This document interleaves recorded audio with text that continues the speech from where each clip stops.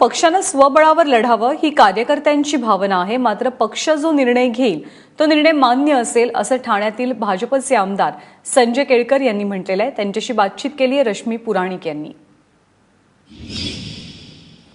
ठाण्यामध्ये भाजपा कार्यकारिणीची बैठक होत आहे आणि त्याच्याच बाजूला भाजपचे पोस्टर्स लावण्यात आलेले आहे की युती होणे। आपल्याबरोबर भाजपचे आमदार आहे संजय केळकरजी। केळकर सांगू शकाल की ठाण्यामध्ये कार्यकारिणी होते, पण त्याच वेळेला कार्यकर्त्यांमध्ये हा आवाज आहे की युती होऊ नये, आमदार म्हणून काय? नाही, कार्यकर्त्यांना प्रचंड उत्साह आहे कार्यकारिणीच्या निमित्ताने आणि त्या उत्साहाच्या ह्याच्यामध्ये कार्यकर्त्यांनी ही लावलेली असतील।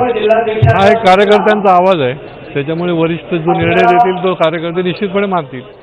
आपण स्वतः पण म्हटलं होतं की स्वबळ लढवण्याची तयारी आहे, या भूमिकेत आपण थांबत आपल्याला पण वाटतं की स्वबळ कार्यकर्त्यांची जी इच्छा आहे ती मी व्यक्त केली होती आणि स्वबळावर लढायची वेळ आली तर आम्ही निश्चितपणे सज्ज आहोत हे देखील सांगितलं होतं। मग तुम्ही हीच गोष्ट प्रदेशाध्यक्ष आणि मुख्यमंत्र्यांना सांगा की स्वबळ लढवायचं। त्यांना या सगळ्याची कल्पना आहे, पण शेवटी निर्णय जो आहे तो प्रदेशाचे नेते घेतील, ते जे निर्देश देतील त्याचं पालन आम्ही करू। पण युती नको ही भूमिका ठाम आहे? नाही, शेवटी हे प्रदेश ठरवणार आहे। मत कार्यकर्त्यांचं काही असलं तरी शेवटी जे निर्देश येतील त्याच्याप्रमाणेच कार्यकर्ते वागणार। आज कार्यकर्त्यांना काय वाटतं? आज त्यांनी व्यक्त केलेलं आहे।